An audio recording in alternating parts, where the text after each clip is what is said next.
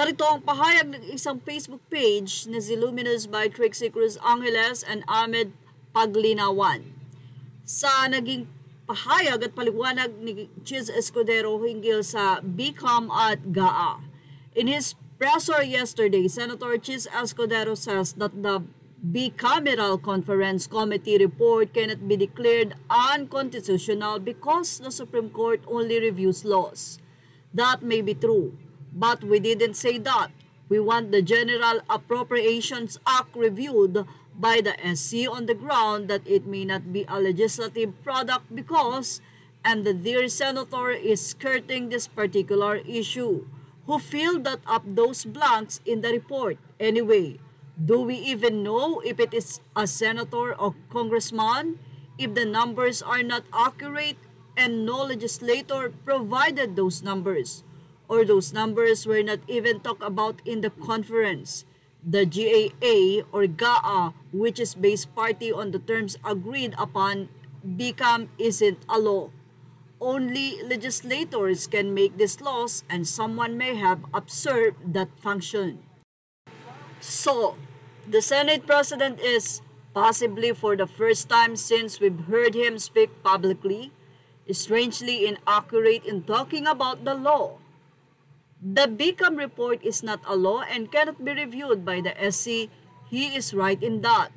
But it is evidence that something wrong, something possibly criminal has happened in the law-making process. Narito po ang naging paliwanag ni Senator Chiz. Dati siyang naging upper chairman, alam niya ang patakaran at alam niya ang ika na proseso ng budget. May mga kasama pang abogadong nagreklamo kaugnay ito. Pero ito ang alam ko, wala pang dineklarang unconstitutional na bicameral conference committee report. Wala pang dineklarang unconstitutional na committee report.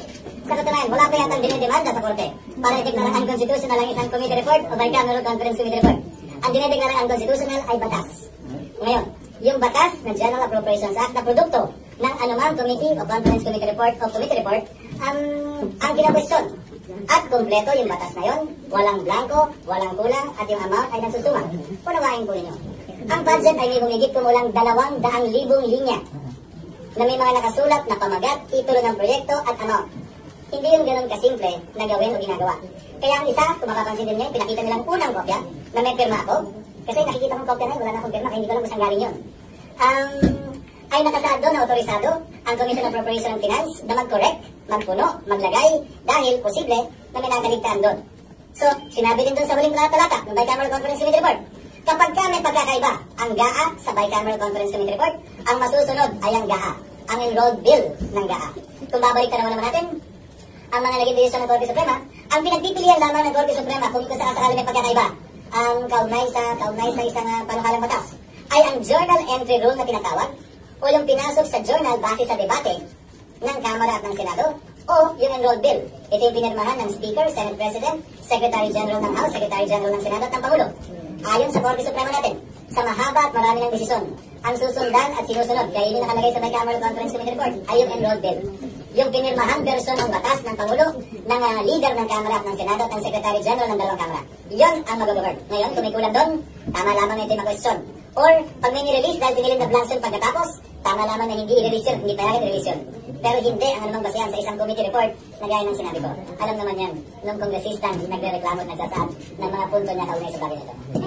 Narito naman ang naging say ni Rep. Isidro Ungab. Ayon sa kanya, yan nga ang problema ngayon sa Bicameral Conference Committee kasi walang transparency, hindi malaman ng taong bayan kung ano yung deliberation, so we won't know.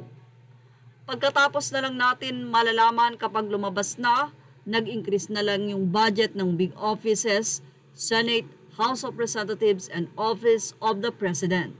Narito naman ang naging say ng mga netizen. Nila, isa patong si Chiz, sinusweldo na lang ang gamit ng tax ng taong bayan, wala namang nagawang pakinabang ang mga Pilipino sa kanya. Akala ko ba sabi niya walang blanks? Bakit ngayon he's talking of who can scrutinize? The president should be impeached for signing a tampered GAA at the very least, or worse, being complicit in the tampering of the GAA. Palusot kilay, hanap kayo, eskerda checkmate talaga kayo, di uubra budol nyo ESP this 2025 super corrupted budget. Kagalingan mo, Cheese, ginamit mo lang para maloko ang mga Pilipino.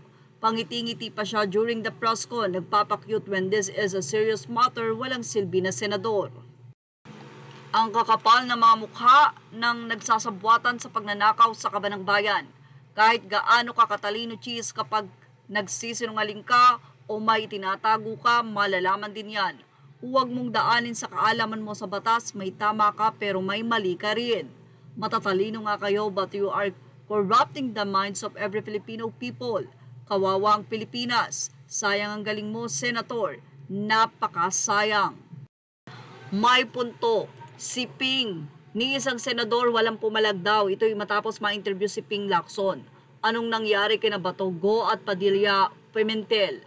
Si FPRRD lang ba ang kayang magbunyag sa kabulustugan ng mga Judas Barbas sa Bicam? Narito naman ang paliwanag ng isa. Nagsalita si Bato. Siya ang unang pumalag nung nag-meeting pa yan sila sa Bicam na yan. Wala si Robin at Bongo that time pero si Bato nandun. Napanood ko yung meeting hearing nila pero hindi siya pinakinggan kaya nagalit siya at nag-walk out. Pinatunayan niya din na yung copy niya ng Bicam ay may blanco at sabi niya, hindi nagsisinungaling si PRRD. Say pa nila mahila daw pala ang utak sa batas ni Cheese. Kesong Bulok, tinawag pa siyang Kesong Bulok at say ng isa, akala ko ba expert tong waiter na to. Thank you for watching. Images are all credit to the rightful owners. Please like, share, and subscribe.